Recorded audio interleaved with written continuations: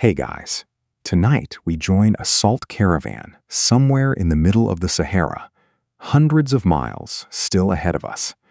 The water in your leather skin gone warm as tea, and the most valuable thing strapped to the camel beside you, looking, for all the world, like a stack of gray paving stones. You're not imagining that resemblance. The slabs really do look like something a mason cut for a sidewalk. Flat, heavy, roughly the size of a large book, if that book weighed as much as a car door.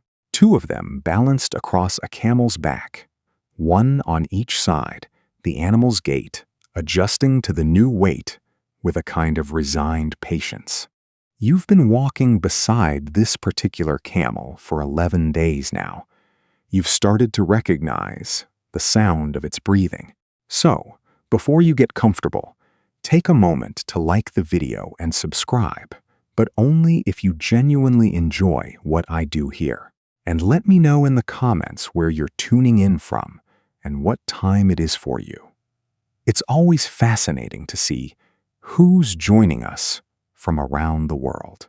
Now, dim the lights, maybe turn on a fan for that soft background hum, and let's ease into tonight's journey together. The salt came from a place called Taghaza, a settlement so strange that describing it plainly sounds like exaggeration. There are no trees. There is no food grown anywhere nearby. There is, technically, no reason for anyone to live there at all. Except that underneath the sand sits one of the richest deposits of rock salt in the world, layered in the earth like something stacked on purpose. The people who dig it out cut it into slabs with hand tools, working the same technique passed down for generations. Find the seam, cut along the grain, lift the block whole. A good slab comes out clean, straight-edged, almost architectural. That's why the houses in Taghaza are built from it. Salt walls, camel hide roofs, no wood in sight because there isn't any.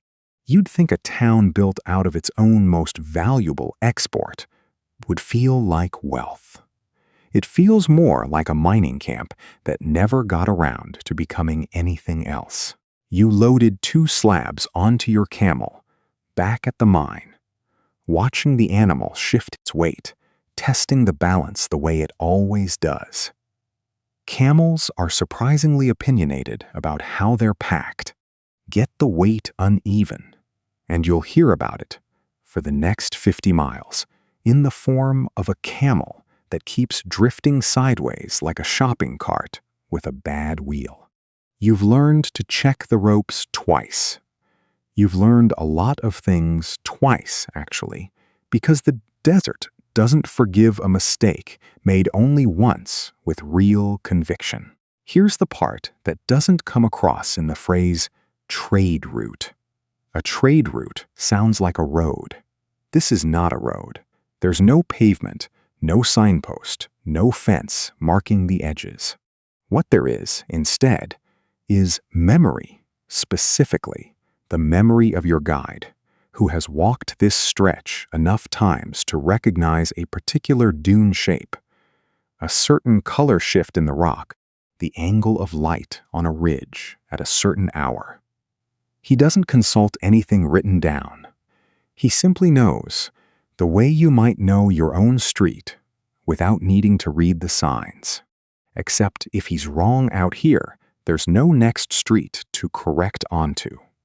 There's just more sand in every direction for a very long way. Before you ever left Taghaza, someone did the math on this trip, and it wasn't casual math. It was the kind of math you check twice, because getting it wrong is fatal. How many days between this well and the next? How much water each person needs per day, multiplied by the number of people, multiplied by a safety margin in case the well ahead has gone dry, which happens, or in case a sandstorm adds 2 extra days to the crossing, which also happens. The answer to that math gets carried on the camels in leather skins, sown and treated to hold water without losing half of it to evaporation or seepage. You carry your own personal allotment strapped close to your body, because a water skin that falls off the back of a camel in open desert is functionally gone. Nobody's turning around for it. The heat during the day is the kind that presses down rather than simply existing around you. Midday sun turns the sand into something closer to a griddle, and the caravan has learned to time its heaviest travel for the hours just after dawn and just before dusk, when the light softens and the ground stops radiating quite so much stored heat back up at your legs. Then night falls, and the same desert that nearly cooked you at noon turns cold enough to make you grateful for every layer of cloth you own. Sand doesn't hold heat the way stone or water does.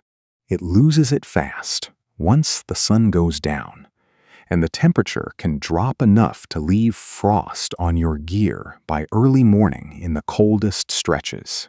You sleep in the gap between two extremes, and you get used to neither. Travel by starlight has its own logic. The stars don't move the way landmarks do. They're the one part of this landscape that stays honest. Guides read them the way anyone else might read a compass, and the caravan often pushes through the cooler hours of early morning or late evening specifically so the animals don't overheat, and the people don't either.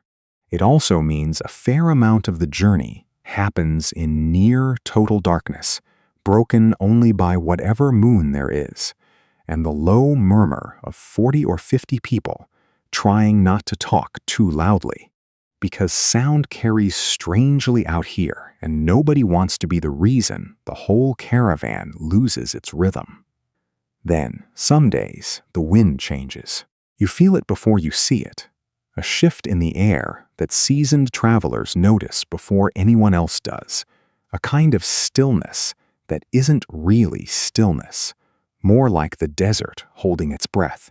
Then the horizon starts to blur, the color draining out of the light, and within what feels like minutes the world you could see, a mile in every direction, shrinks down to a few feet of visibility, filled with stinging, wind-driven sand. This is the moment every guide has drilled into every traveler before departure. Stay close. Don't wander, even 10 feet, even to check on an animal, because 10 feet in a sandstorm might as well be a different country. Caravans have lost people this way. Not dramatically, not all at once. Just one person drifting a little too far from the group, and then the sand closes the gap between you and everyone else. And by the time it clears, you're alone in a landscape that offers absolutely no clue which direction camp went. You crouch low, cover your face, hold on to whatever's nearest, and you wait it out, counting the seconds the way you might count contractions, just to have something to do with your mind besides panic. When it passes, and it does pass, eventually, the wind easing, the light coming back, the caravan checks itself the way a hand checks its own fingers after an injury. Count the people, count the camels, confirm nobody wandered. Then, and only then, does anyone breathe out properly. Camp, once you finally make it, is nothing like the word suggests to anyone who's never done this. No tents in the way you might picture them, no fire crackling cheerfully against the dark. Fuel is scarce enough that you burn only what you have to, usually dried camel dung or whatever brush someone managed to scavenge days ago and has been hoarding since. The fire, when you get one going, is small and stubborn, more ember than blaze, just enough to warm a pot of something simple. Millet, usually, cooked into a thick porridge, sometimes with a bit of dried meat if anyone's rationed well enough to spare it. Nobody's cooking elaborate meals out here. You eat what keeps you moving, and you eat it fast, because the cold comes on quick once the sun's fully down. There's a rhythm to camel care that becomes as automatic as breathing after enough days on the road. Check their feet for cracks or embedded stones. Check the ropes and the packs. Loosen anything that's rubbed a sore spot raw. Water them if there's water to spare. Though on the driest stretches, even the camels go longer than you'd think possible without it. That's rather the whole reason they're the ones carrying you, and not the other way around. A camel that gets sick or lame out here isn't just inconvenient. It's a slab of salt that doesn't reach the market, and possibly a person who has to walk the rest of the way, carrying whatever that camel can't. Around the small fire, in the hour before sleep, the talk turns quiet and practical, or sometimes not practical at all. Someone always seems to know a story about a caravan that got the water math wrong, told partly as caution and partly, you suspect, as a kind of ritual. The way people everywhere tell the scary story, precisely so the real thing feels smaller by comparison. There's a strange intimacy in a group of strangers who've agreed, without ever quite saying so, to keep each other alive for the next several weeks. You've learned more about the man walking 2 camels ahead of you than you have about people you've known for years back home, simply because out here, shared hardship does the introducing for you. Eventually, the terrain begins to change in small, cumulative ways that only someone paying close attention would notice at first. The ground firms up underfoot instead of shifting. Scrub appears, sparse and gray, then slightly less sparse. The air itself starts to carry something other than dry heat. A faint mineral dampness that your body recognizes as significant before your mind quite catches up to why.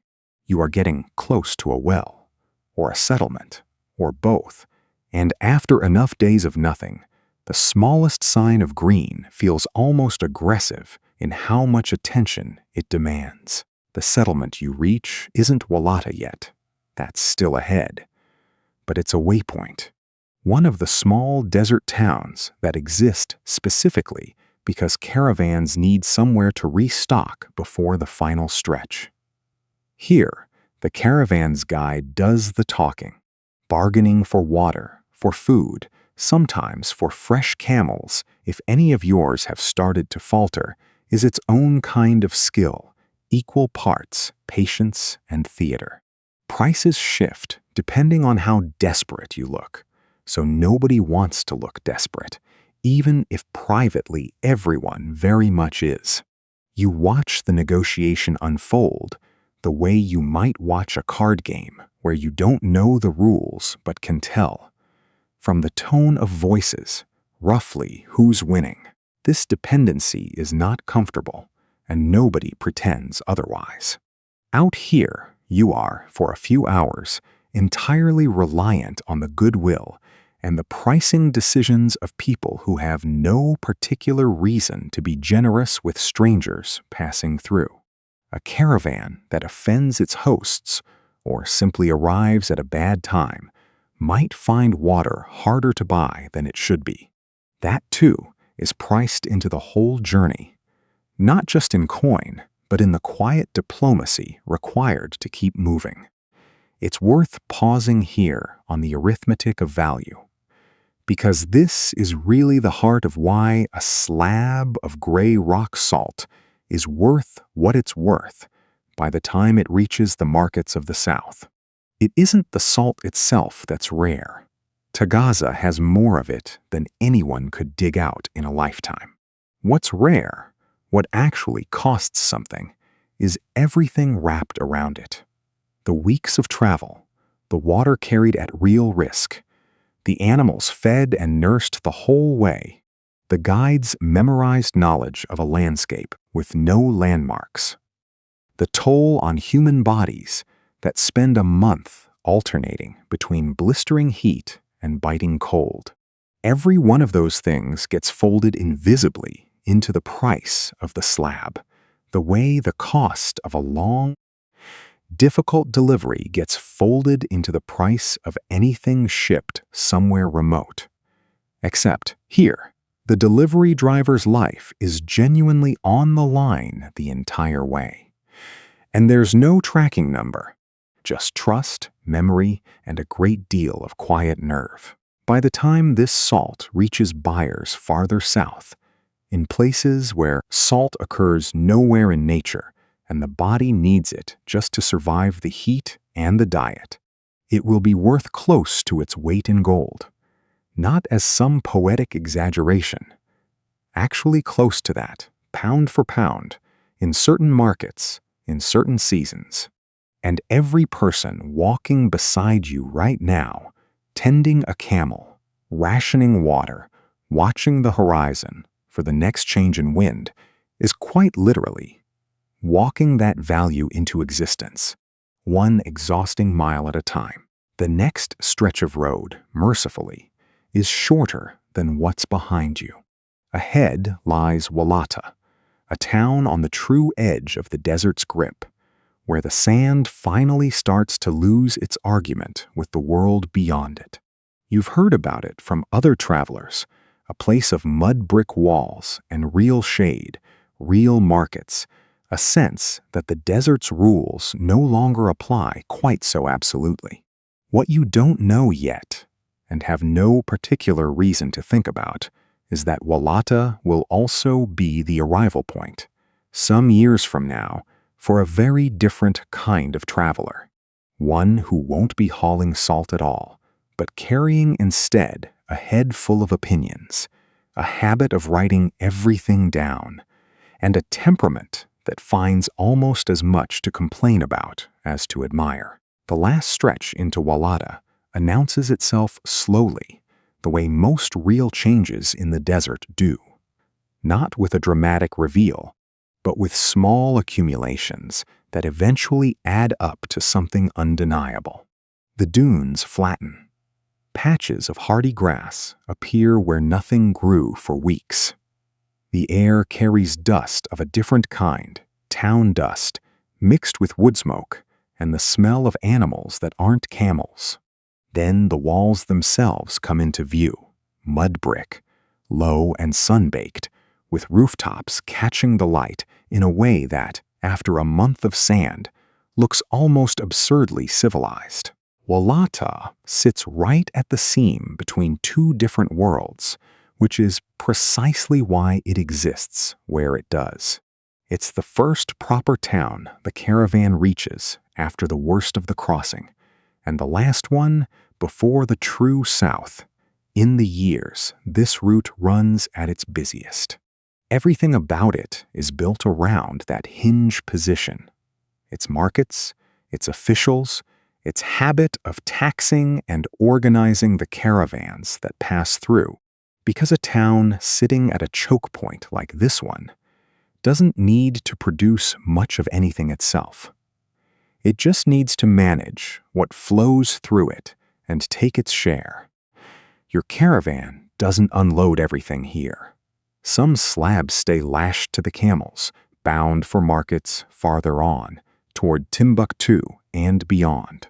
But Walata is where the desert crossing officially ends, where the water math that governed every decision for weeks finally stops mattering, and where, for the first time in a long while, you can drink without immediately calculating how many days that water needed to last. There's a kind of relief in arriving somewhere that has walls, even modest ones.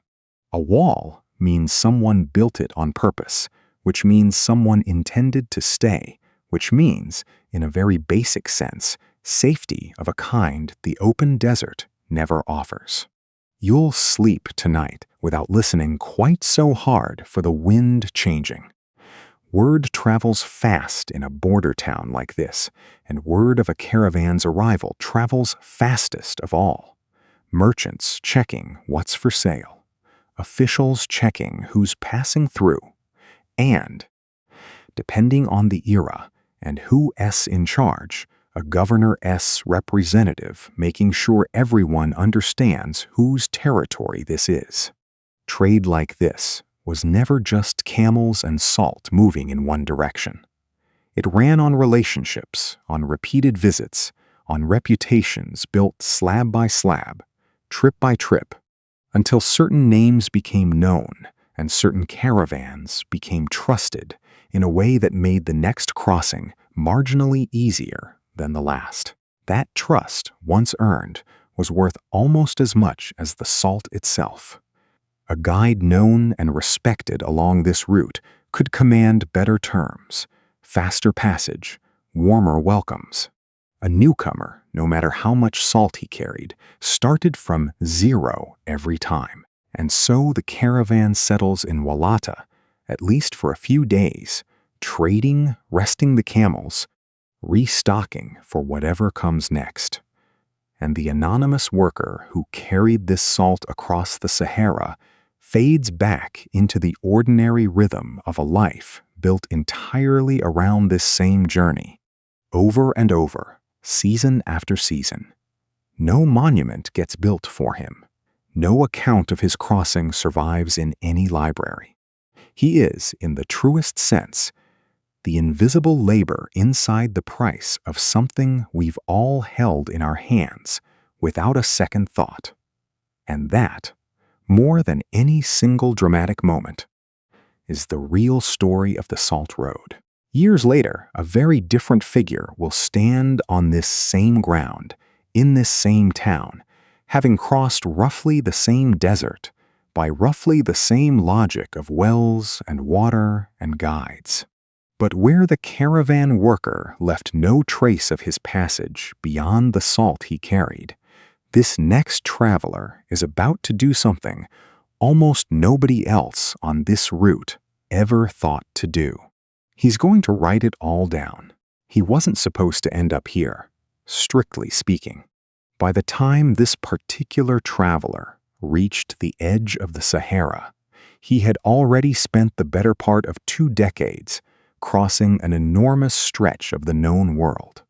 Mecca, 4 times over, then Persia, then East Africa, then India, then, astonishingly, China. He'd served as a judge in courts thousands of miles from home. He'd been shipwrecked, robbed, married more than once, and had generally treated the entire Islamic world as something closer to his own backyard than a set of distant, separate places. His name was Ibn Battuta, and by the time he decided, almost as an afterthought late in life, to cross the desert into Mali, he had seen enough of the world to consider himself something of an expert on how a proper, cultured society ought to behave. The crossing itself, we can move through fairly quickly because you already know what it looked like. 25 days from Sijil Masa to reach the salt village of Taghaza, the same unforgiving stretch of sand and calculated water rations that any caravan worker of the era would recognize immediately. Ibn Battuta wrote of the sheer nervous tension of it. Guides who might lose the route, and with them, the entire caravan. The vivid regional fear of desert spirits said to prey on travelers who wandered even slightly off course. He was, by his own account, deeply relieved simply to survive the crossing intact, which tells you something about a man who had already crossed the Arabian desert on pilgrimage multiple times without complaint. What makes Ibn Battuta different from every anonymous salt worker who ever made this same journey isn't that his crossing was harder. It almost certainly wasn't. What makes him different is that he wrote down what happened next. And in doing so, he became one of the only surviving windows any of us have into what 14th-century Mali actually looked like, sounded like, felt like to visit. He arrived at Wallata expecting, more or less, to be treated the way a respected traveling scholar was treated everywhere else he'd been in the Islamic world. With formal welcome, appropriate hospitality, some acknowledgement of his learning and status. What he got, instead, by his own telling, was a bowl of millet with a little honey and yogurt, offered as what his hosts considered a generous, welcoming meal. Ibn Battuta was frankly insulted. He wrote that he asked the men around him, somewhat incredulously, whether this humble bowl was truly what the people of this land considered proper hospitality for a distinguished guest, and was told, yes, that for them, this was in fact a fine banquet. He took this as evidence that little good could be expected from his stay, and seriously considered turning around and heading straight back north with the next returning caravan. It's worth sitting with that reaction for a moment, because it tells you as much about Ibn Battuta as it does about Wallata. He had traveled from Morocco to China and back, encountering dozens of vastly different cultures along the way, and generally managed to adapt his expectations to wherever he found himself. But here, in Wallata, something about the mismatch between his own assumptions, shaped by decades in wealthy courts, formal Islamic scholarly circles, and cities where a man of his reputation arrived with certain automatic deference, collided badly with a town whose notion of hospitality simply worked differently. He wasn't wrong that the welcome felt cold to him. He was, perhaps, a little slower to consider that his own definition of a proper welcome was itself just one culture's standard, not a universal one. He stayed anyway, restless curiosity, apparently winning out over wounded pride. And it's a good thing he did, because what followed gave us some of the richest, strangest, most human observations to survive from this entire era of trans-Saharan contact. Wallata itself struck him as a modest, sweltering little town, mud brick houses pressed close against bare hills, a scattering of palm trees offering what shade they could. It functioned, much as we've already seen, as the northernmost administrative outpost of the lands governed under Mali's authority. A place where a local representative, a farba, managed affairs on behalf of the distant Mansa, the emperor, ruling from the capital farther south and east. One particular custom left Ibn Battuta genuinely startled, and it's worth explaining plainly, rather than filtering it through his discomfort.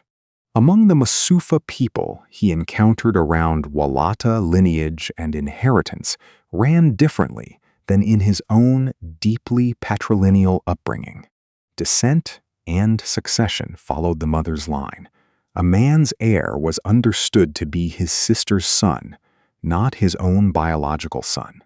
Women in this social world moved with a degree of independence, spoke freely with men who weren't their relatives, and generally didn't organize their lives around the same rules of separation and modesty Ibn Battuta considered basic decency. He wrote about this with a mixture of fascination and open disapproval, describing customs he found admirable in their orderliness, right alongside customs he found simply improper. It's a useful reminder that his account, however detailed, is never a neutral photograph of Mali. It's a photograph developed entirely in the chemicals of his own upbringing. Not every observation was quite so weighted with judgment. Some were simply strange in a way that reads, even across nearly 7 centuries, as almost comic. Wanting to bathe in a river he assumed was the Nile.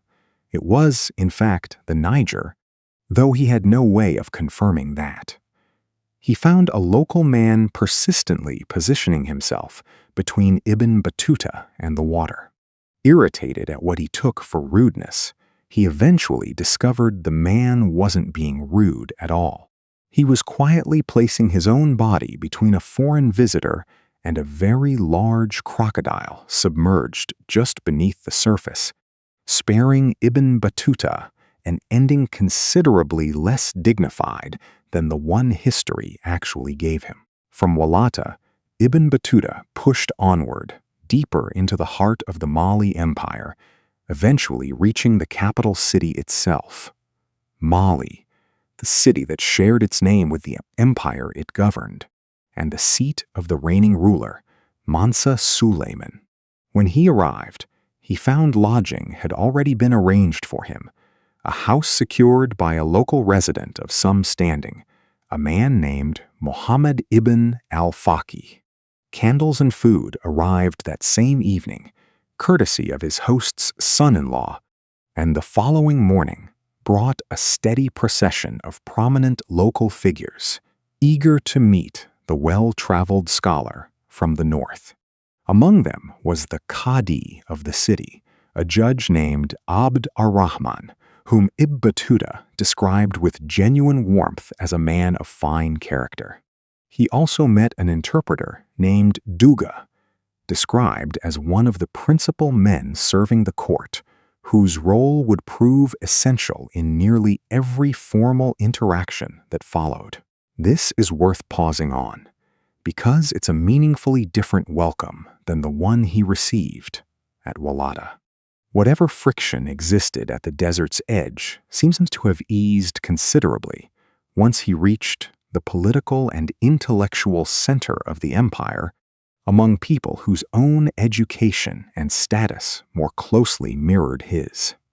Hospitality gifts of food arrived from multiple households.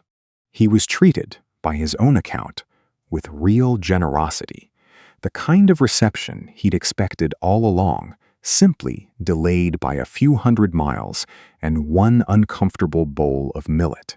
The formal machinery of the Mali court operated with a precision that clearly impressed him, even when its particular customs struck him as unfamiliar.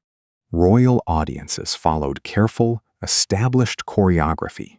The Mansa sat beneath a canopy or within a pavilion, attended by officials, musicians, and armed guards positioned with obvious ceremonial intent. Visitors approached according to strict protocol, certain distances maintained, certain gestures of respect expected, certain forms of address required before anyone could speak directly to the ruler. Ibn Battuta, who had by this point witnessed royal courts from Delhi to Damascus, still found himself taking careful mental notes on how this particular court managed its formalities, comparing them, implicitly, against every other seat of power he'd previously stood inside. What struck him most, and what he wrote about with clear approval, was the sense of order and personal safety that seemed to pervade the empire.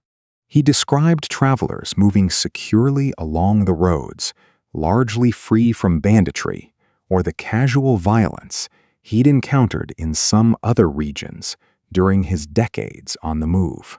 He praised what he perceived as the seriousness with which people approached religious obligation. Attention to prayer times, care taken with the Quran, a general public devotion that matched or exceeded what he'd witnessed, even in some of the more established centers of Islamic learning, farther north and east.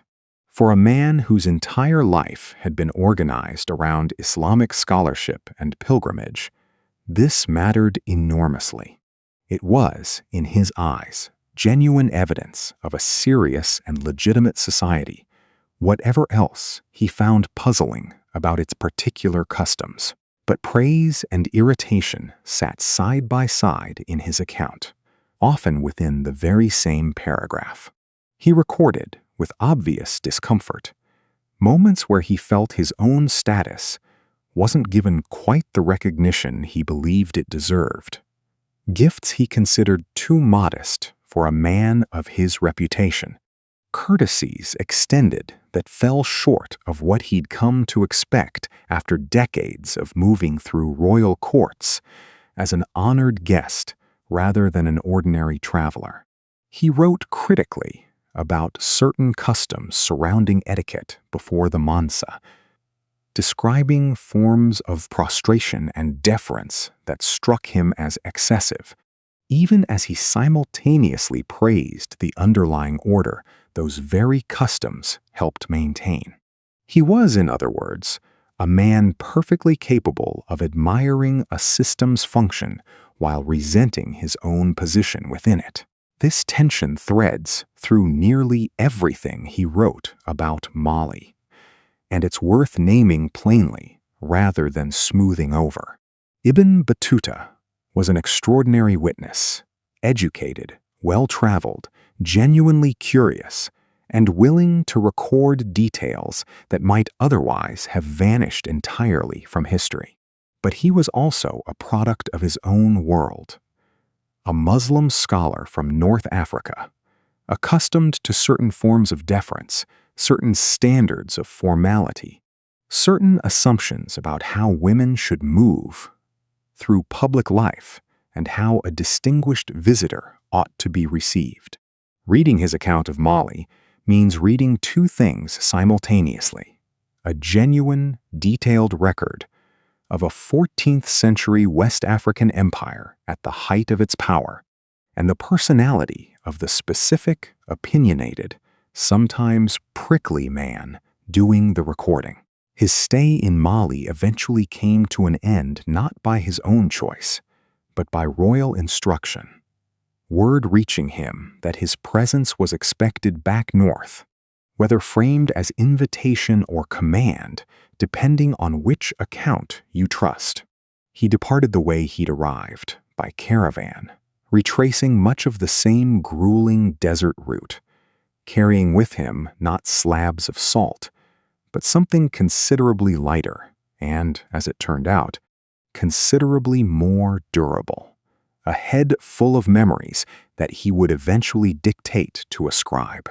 Memories that would outlive every camel, every caravan, and very nearly every building he'd described. What Ibn Battuta gave the world was extraordinary, a first-hand, richly detailed account of a society that left comparatively little writing of its own from this exact period. But it's worth asking a quieter question here, one his account can't answer on its own. What about the people and places that came before Mali reached this height of power? What about the towns and cities that existed along this same river centuries earlier?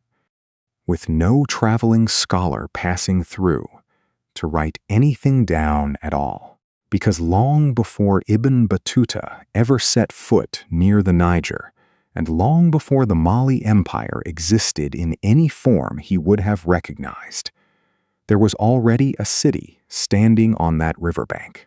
A real city with streets and neighborhoods and specialized workers and long-distance trade of its own. Its people left no travel memoir. They left something else entirely. And it would take archaeologists nearly 6 centuries to learn how to read it. The city Ibn Battuta walked through wasn't the beginning of anything. It was, if anything, a fairly late chapter in a much older story, one that had already been unfolding along the Niger River for more than 1,500 years by the time he arrived. And unlike Mali's capital, unlike Walata, unlike almost anywhere Ibn Battuta visited, this earlier city left behind no chronicler, no interpreter taking careful notes, no scholar dictating memories to a scribe.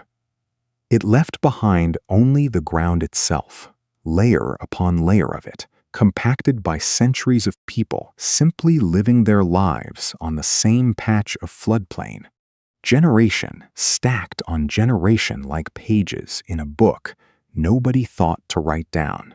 Its name today is Djenné-Djeno, which translates roughly to Ancient Djenné, distinguishing it from the newer town of Djenné that eventually replaced it a few kilometers away. And here's the detail that tends to catch people off guard. This place sat undiscovered by the modern world until 1977, when a small team of archaeologists, one Malian researcher and 3 colleagues from abroad, finally made their way up the steep slope of what looked, to anyone passing by, like an unremarkable earthen mound rising out of the floodplain southeast of the modern town. Nothing about its surface announced what lay beneath. No ruins poking dramatically through the sand, no half-collapsed monuments hinting at grandeur. Just a mound, quietly holding on to roughly 2,000 years of continuous human history, waiting for someone to start digging in the right place. What that digging eventually revealed reshaped how historians think about West African urban life altogether. Djenné-Djeno wasn't a village that slowly, accidentally, stumbled into becoming a city sometime after outside influence arrived from the north. It was already a substantial, organized settlement as early as 250 BCE. Founded, occupied, and thriving centuries before Islam reached this part of the continent. Centuries before anyone had heard of Timbuktu, centuries before the Mali Empire, that Ibn Battuta would eventually visit had even taken shape as a political entity. Think about what that timeline actually means for a moment. This place was already an established town around the same era. Rome was consolidating its hold on the Mediterranean. It was still a functioning, occupied settlement roughly 13 centuries later, when Ibn Battuta was making his way south from Sijil Masa with his caravan and his careful notes. An entire civilization's worth of continuity sitting quietly on a riverbank, largely invisible to written history because the people living there simply never happened to leave behind, or never happened to have preserved. The kind of written record that survives the way Ibn Battuta's did. So how do you write the history of a place like that? You don't have a traveler's memoir to lean on. You don't have court records or royal chronicles. What you have instead is dirt. And it turns out dirt, read carefully enough, has quite a lot to say. Archaeologists approach a mound like this the way a detective might approach a scene with no witnesses, methodically, patiently, building a case out of physical evidence rather than testimony. The first thing the excavation trenches revealed was structure. Literal, physical structure, cut straight down through the layers like a cake sliced open to show its rings. Each layer represented a different period of habitation, compacted mud brick, collapsing and rebuilding on top of itself over and over across the centuries. The town essentially rising slowly on the accumulated remains of its own earlier versions. Archaeologists can read these layers roughly the way a geologist reads rock strata, using them to establish sequence. What came before what? Which building techniques replaced which others? How the settlement's footprint expanded and occasionally contracted over time. The house foundations themselves tell a surprisingly detailed story once you know how to read them. Early structures at Djenné-Djeno tended toward round forms, built from puddled mud rather than the rectangular mud brick construction that would come to dominate the region in later centuries. Over time, that circular tradition gradually gave way to more rectangular layouts, a shift that likely reflects changes in building technique, materials, and possibly even social organization, since the shape of a room shapes the way people actually use the space inside it. Density matters too. Archaeologists can trace periods of rapid population growth by how tightly new structures get packed in against older ones, neighborhoods thickening the way any growing cities does, whether that city is ancient or built last year, and the pottery. If you want a single object that tells archaeologists more than almost anything else at a site like this, it's broken pottery, and Djenné-Djeno has produced an enormous quantity of it.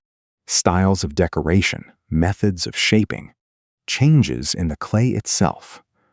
All of it shifts gradually across the centuries in ways that let researchers build a chronology almost as reliable as a written calendar, just constructed entirely out of shards. A particular decorative pattern showing up consistently in one layer and vanishing in the next tells you something changed. A new group of people, a new fashion, a new trading partner influencing local taste. Pottery, in other words, becomes a kind of silent handwriting, and archaeologists have spent decades learning to read it. Beyond the pottery, the site has yielded clear evidence of specialized labor. People whose work wasn't simply growing food or fishing the river, but producing specific goods for exchange within and beyond the settlement. Ironworking debris turns up in the archaeological layers with enough consistency to suggest dedicated smiths, people who spent their working lives shaping metal rather than tending crops, which is itself a meaningful marker. A society only supports specialists like that once its food production has become efficient enough to feed people who aren't producing food themselves. Somebody has to be growing enough surplus grain to keep a blacksmith fed while he spends his days hammering iron instead of planting millet. That kind of specialization doesn't happen by accident. It requires organization, surplus, and some system, however informal, for exchanging one person's skilled output for another person's harvest. And the materials showing up in these layers didn't all originate locally. Archaeologists have identified stone, copper, and other materials found at Djenné-Djeno that simply don't occur naturally anywhere nearby, which means they arrived through exchange, carried in from considerable distances by people whose names and roots are lost entirely, but whose presence is unmistakable in what they left behind. This is, in its own quiet way, exactly the same phenomenon we've already spent this evening watching in the form of camel caravans and salt slabs. Value moving across long distances, accumulating worth through the sheer difficulty of the journey. Except here, the caravans themselves left no trace beyond the goods they were carrying. No travel memoir, just an unfamiliar stone tool sitting in a layer of soil, quietly proving that this settlement was never isolated, never cut off, never simply a small farming village minding its own business by the river. It was connected outward, trading with communities near and far, centuries before anyone wrote the word Mali. Burial practices add another layer to the picture, though a more delicate one to interpret. The placement of the dead, the objects sometimes buried alongside them, the care or lack of care evident in how a body was positioned. All of it offers hints about status, about belief, about how this community understood death, and what, if anything, followed it. But hints are often all archaeology can offer here. A grave with unusually rich accompanying objects might suggest someone of elevated status. It might also simply reflect a wealthy family's particular customs, unrelated to any broader social hierarchy. Archaeologists are careful, or should be, not to overread a handful of graves into a complete social structure. The evidence whispers. It rarely shouts. This caution matters enormously when it comes to one of the biggest open questions still surrounding Djenné-Djeno.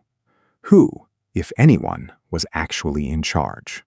Unlike the Mali Empire that Ibn Battuta visited, with its Mansa and its court ceremony and its clearly documented chain of authority, Djenné-Djeno offers no obvious palace, no throne room, no unmistakable seat of centralized power anywhere in the excavated layers. This has led to real, ongoing disagreement among researchers. Some argue the settlement likely had some form of centralized leadership that simply hasn't left behind an identifiable physical marker. After all, absence of evidence isn't quite the same thing as evidence of absence. Others argue the opposite, that Djenné-Djeno may represent a genuinely different model of urban organization altogether, a kind of clustered, decentralized authority spread across multiple linked settlements in the surrounding area, rather than concentrated in a single ruling figure or family. Neither side has definitive proof. The debate continues, which is, honestly, exactly what healthy archaeological inquiry is supposed to look like. A disagreement kept alive by genuine uncertainty rather than settled by wishful thinking. What all of this adds up to, though, is a picture considerably richer than primitive village that eventually got replaced by a real city. Djenné-Djeno wasn't some rough draft of urban life, waiting around for outside influence to arrive and teach it how to become sophisticated. It was already sophisticated on its own terms: specialized labor, long-distance trade, a settlement dense and organized enough to require real decisions about space, resources, and coexistence among what was likely a fairly large population for its era. It simply organized itself differently than the empires that came later, and it did so without the benefit, or perhaps the burden, of anyone writing down the rules. By around the 13th or 14th century, occupation at Djenné-Djeno was winding down, the population gradually shifting toward the site of the newer town nearby, the one still known today simply as Djenné. Historians and archaeologists aren't entirely certain why the move happened when it did. Shifting river patterns, changing trade routes, the pull of a new religious and commercial identity taking hold in the region are all plausible threads, none of them fully proven on their own. What's clear is that the newer Djenné inherited something real from its predecessor. A location already deeply embedded in regional trade, already accustomed to importing distant goods and exporting its own, already in every practical sense a city. That newer Djenné would go on to become one of the great trading hubs of the entire Niger River system, a place where salt from the desert, gold from the forests farther south, and goods from across the wider Islamic world all passed through the same crowded markets. And from Djenné along the river and overland routes both, that same flow of goods and people connected outward toward a city whose name would eventually eclipse nearly every other trading center in the region. A city where the objects moving through its markets stopped being merely traded and started, in a sense, being written about, argued over, and preserved for centuries in careful, handwritten ink.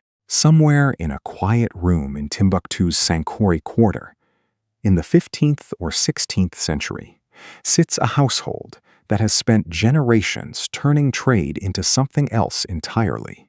The house itself is mud brick, thick-walled against the heat, its rooms arranged around a small interior courtyard where light falls in a narrow column at midday and softens into shadow the rest of the time.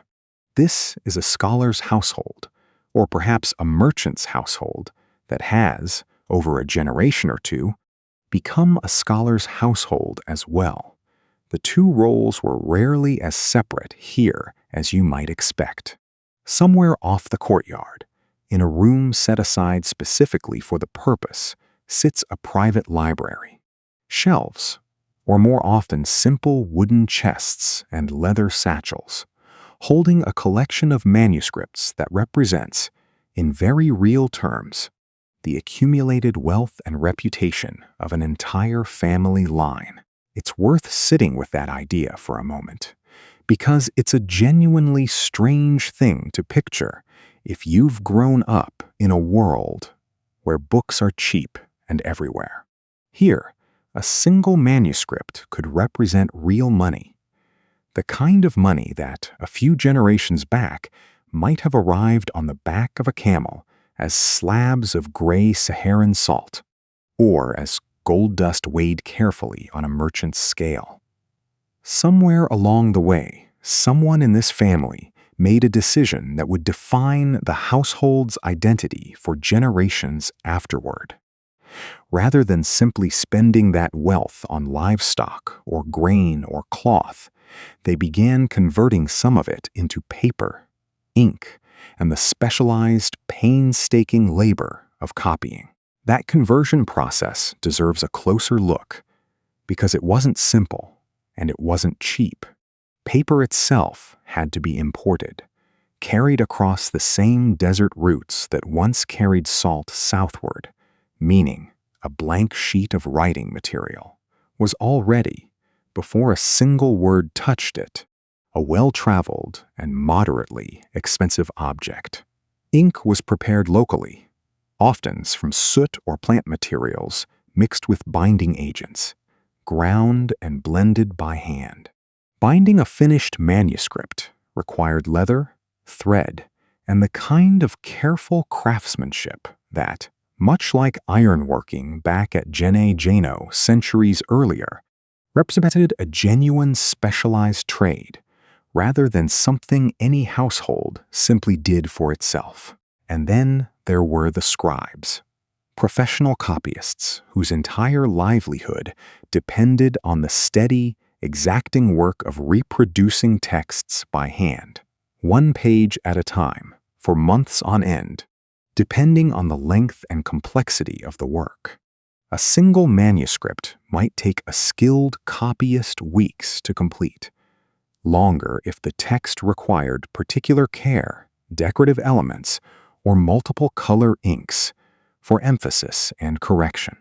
It's not so different in its basic economic shape from any skilled trade built around slow, irreplaceable human labor. The closest modern comparison might be something like hand bookbinding today, a craft that persists precisely because certain kinds of care simply can't be mechanized without losing something essential. The market for these finished manuscripts was, by multiple contemporary accounts, extraordinarily active. The traveler and geographer known to history as Leo Africanus, visiting the region not terribly long after this household's own lifetime, wrote with something close to astonishment about what he witnessed in Timbuktu's markets. Manuscripts arriving from the Maghreb sold briskly, he reported, and the profit merchants made from selling books outpaced what they earned from almost any other kind of merchandise passing through the city. Think about what that actually means.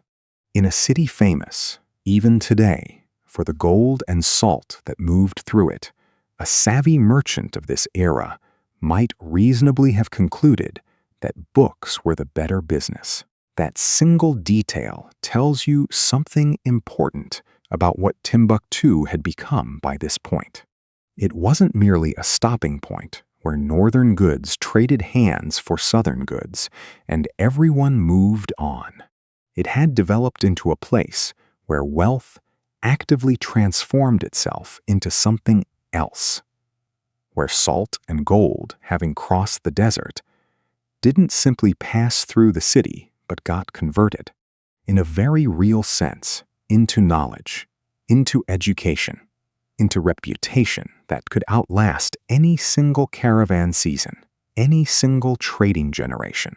Consider the scholar of this household on an ordinary teaching day. He doesn't work from some grand purpose-built lecture hall, not most of the time. Teaching in Timbuktu during this era happened largely in scholars' own homes, in exactly this kind of courtyard, or in the shaded interior of a mosque like the nearby Sankore, whose name would eventually become almost synonymous with learning itself across the wider Islamic world.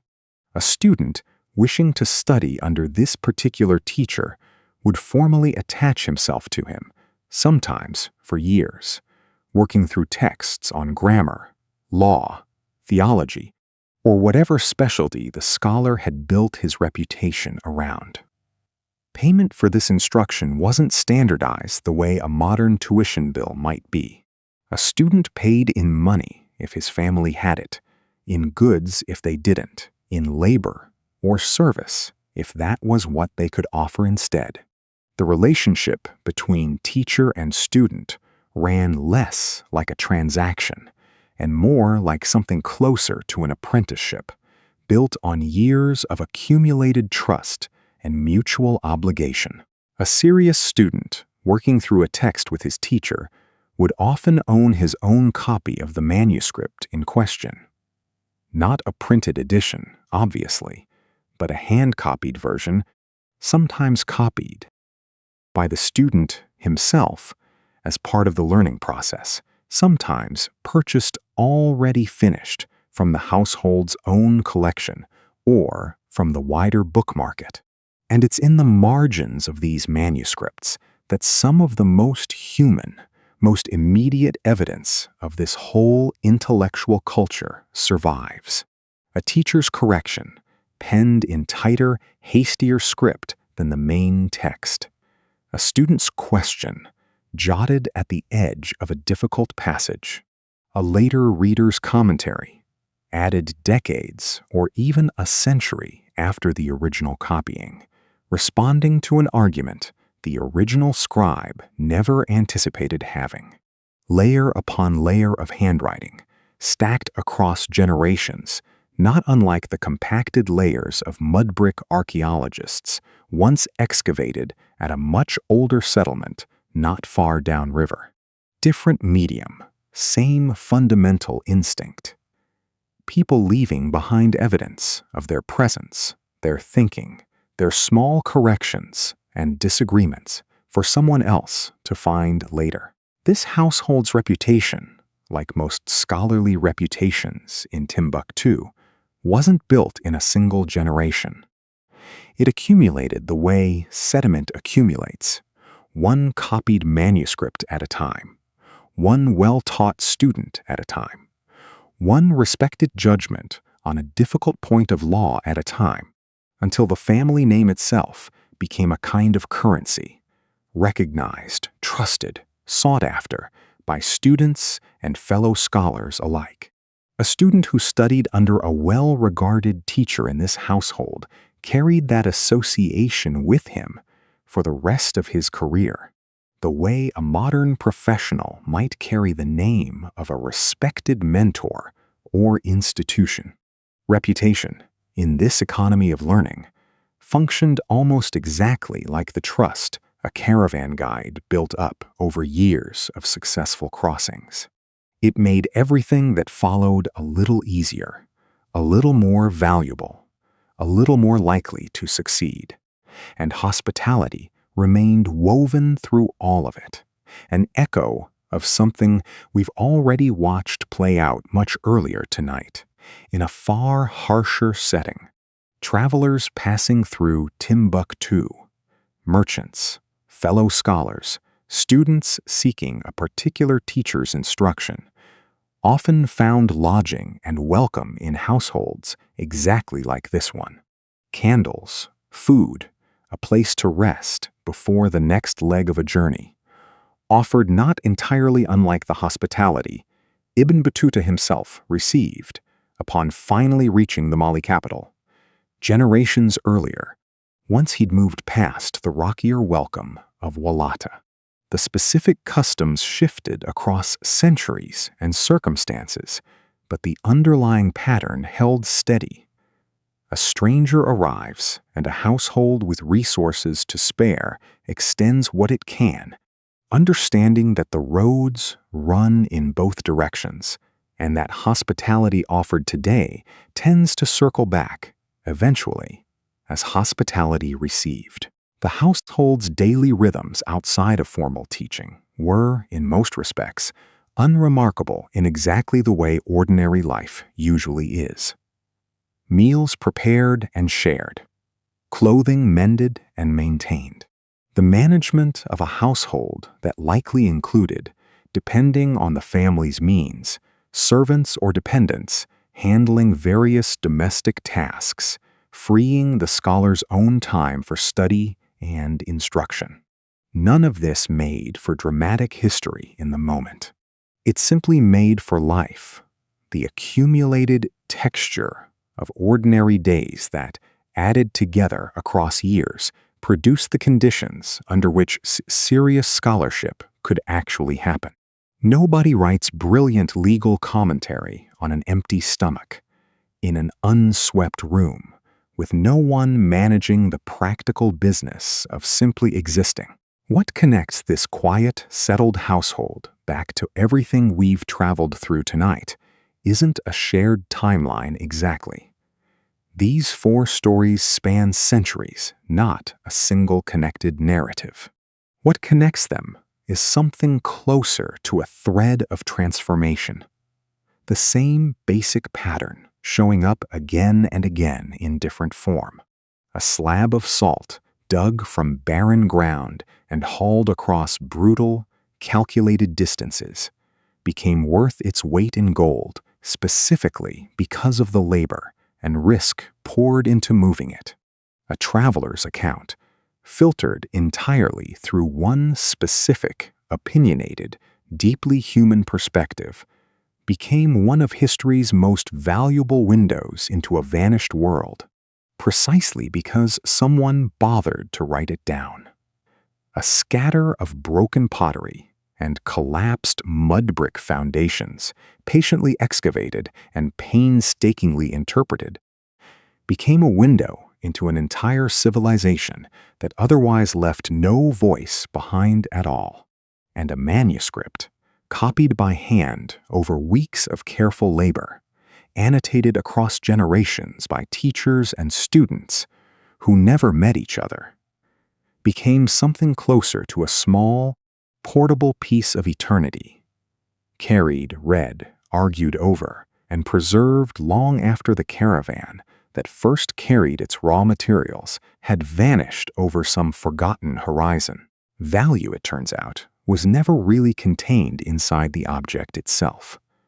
Not the salt, not the parchment, not even the gold that once moved alongside both. Value lived, instead, in the distance traveled, the thirst endured, the years of study, the patient work of interpretation, in everything human beings poured into these things before anyone ever called them valuable at all. So imagine, now, if you can, the last light fading from that Timbuktu courtyard, the scholar's lamp finally guttering out after a long evening of reading, the manuscript closed and set carefully back into its leather satchel until morning. Somewhere far to the north, the desert holds its own quiet at this hour, wind smoothing over whatever tracks the last caravan left behind. Salt slabs long since sold and scattered into households that will never know exactly where they came from. And far beneath the floodplain near Djenné, the old mound simply rests, the way it has rested for centuries, holding its silent evidence for whoever eventually learns to ask it the right questions. 3 different kinds of stillness, really, after 3 very different kinds of motion. And now, perhaps, A fourth stillness settling in, your own. The room around you a little dimmer than it was an hour ago. The fan still turning quietly somewhere nearby. Whatever weight the day was carrying starting, gradually, to loosen its grip, the way it always does eventually, given enough patience and enough dark. Let the caravan fade into the sand behind you. Let the old mound keep its secrets a little longer. Let the manuscript rest closed until someone opens it again. And let yourself, finally, rest too.